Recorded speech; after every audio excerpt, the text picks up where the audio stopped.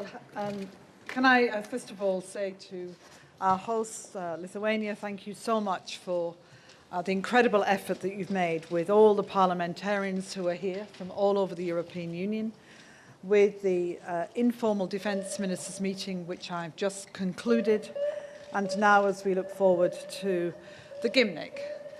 On our agenda today, we'll begin by also looking at the defence issues and security issues that are important as we think about the European Council in December to respond to the request from December 2012 to come up with proposals and ideas for taking forward our work in CSDP, as it's known, Common Security and Defence Policy, and we will over lunch debate that from a foreign ministerial perspective so that we're able to move forward from my interim report to the final report to European leaders. We will, of course, think very much about our neighbourhood. We will be coming back to Vilnius for the summit of the Eastern Partnership, incredibly important relationship with our 6 neighbouring countries to the east. And I'm sure that Linus, who will be our host again, and who's played such an important role, along with President Grybauskaitė, in supporting the Eastern Partnership, will have a great contribution to make in that discussion. It is an extremely important part of our neighbourhood. I imagine there will be a great focus on our southern neighbourhood, and Syria will figure large in the debate we have later on today, where ministers will be able to reflect on some of the ideas coming out from the G20, where we've stayed closely in touch through both presidents of the European Union who are present, and also to consider when Secretary Kerry arrives tomorrow. He's arriving at the Gymnich at his request, both to talk to us about his amazing work on the Middle East peace process, and I pay tribute to him again for that, but undoubtedly too to talk about Syria. And we will, I imagine, also discuss issues around Egypt, Tunisia, and our work in countries that we often describe as being countries in transition. So a full agenda for the ministers, but also I hope for them a little chance to see this wonderful city and a little bit of Lithuania. Thank you. Minister, would you like to answer it? Thank you very much, High Representative Kathy, for your nice words. We're extremely happy to welcome so many guests this big week in Vilnius. Many guests coming, but not just to be present, but we're really discussing serious issues. And I'm happy to say that today's agenda, as it was already said, for instance, European security and defense policy, it's not just for defense ministers to discuss, but also for foreign ministers. We're applying this comprehensive approach, so to say, to the issues, to make sure that the meeting of the heads of state in December will be really substantial and meaningful, because we'd like to make our defense stronger, more united, address modern challenges, to mention cyber defense, cyber issues, energy issues, and which is really up to date to the common challenges, and we believe we will be able to prepare for the summit properly. Also, just to add, not to repeating what was said, all these partnerships are very important, and we hope that countries which have chosen the way to associate themselves with European thinking, with Europe, economically, politically, they will be allowed to do that. And we will be happy to help them to express our solidarity, and we will discuss these issues as well. And we were very happy that very good timing tomorrow, basically, to focus our discussions on Syria, also on Middle East, other problems, but Syria will be probably the key. And we need more coordinated approach. I'm sure that after the discussions, we will be able to come up with a more coordinated position, more common view, because world needs to react to what happened. It cannot be unaccountable. The use of chemical weapons unacceptable. It shouldn't repeat it. We must do the best we can do, all institutions and us as well, individually and collectively, to prevent this happening again. So this is also the task for the world, for our organizations. I'm grateful very much for the presence of representatives. We appreciate her leadership in these issues, and we are trying to be, cooperative and constructive these days. Thank you. I'll take Adrian first. Can you confirm that you spoke with the Iranian Prime Minister during the UN General Assembly to discuss the nuclear issue, please. And are you encouraged that Iran has put the Foreign Ministry in charge of negotiating on the nuclear file?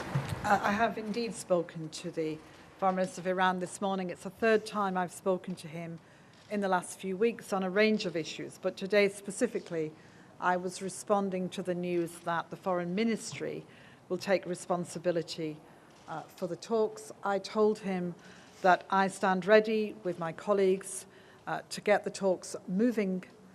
We have dates that we have available, and he and I agreed that we would meet early in the week of the General Assembly in order to try and move this forward. It remains an extremely important part of my agenda. Question there. Yes, and how do the difficult discussions in St. Petersburg influence the Gymnich these days? Well, the Gymnich will have its own discussion, and it will, of course, be very mindful of the debate that is going on in St. Petersburg. And I think there are 3 or 4 key elements that we just need to keep in mind where the international community stands together. The first is in our abhorrence of the use of chemical weapons. In all my discussions with many countries across the world and within the European Union, no one's suggesting that this wasn't a chemical attack. Secondly, the importance of the United Nations. We always look to the Security Council, but we also look to the leadership of Ban Ki-moon and Lakhdar Brahimi, who's been given a very challenging role in trying to move forward to the third and most important point, which is the end of this conflict will be done by diplomatic political means. There's so much energy that goes on every single day to try and reach out to those who can make a difference and who can come together and try and stop the terrible killing, the terrible plight of people in Syria. I always think especially of the children displaced, injured, killed, orphaned, who suffer terribly in this present situation. And all of those are common threats. Of course, the question of what may happen in these next days and weeks in terms of the United States will be part of our discussion. It's why Secretary Kerry's visit to us is perhaps even more timely. But on those particular themes that I've described to you, I think there is a universal sense that this is what we have to do. In discussions as I've had this week with people from the Gulf states and from elsewhere, that is a constant message I give. We have got to get to the point where people sit around the table, and we have got to use all the political pressure we possibly can to get that to happen as soon as possible. It cannot be a long-term objective. It must be an objective that we reach for now. Lawrence. Baroness Austin, sorry to press on Iran, but are you encouraged by the fact that the Foreign Minister will lead the political file? Will it make any difference? And when can we expect, after UNGA, some talks to take place? You don't have to apologise for pressing on Iran at all. Adrian's question, I had 2 parts and I didn't answer it. I said to the Foreign Minister that I was encouraged to hear that we know where the interlocutor will be from.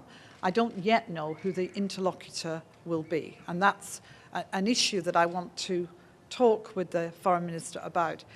He and I have already established a rapport. He will play an important role in the relationship between the European Union and Iran, but it remains to be seen quite how the decisions are taken about exactly what the formulation will be for the talks themselves. I said to him that we are ready to come very quickly to talks, and I hope that when we meet in New York, we'll have the opportunity to set dates there and then. I can tell you that my colleagues in the E3+3 are ready and willing to do so. We've got some good proposals on the table. We are always willing to listen to good proposals from Iran, but we really want to move now quickly to resolve this.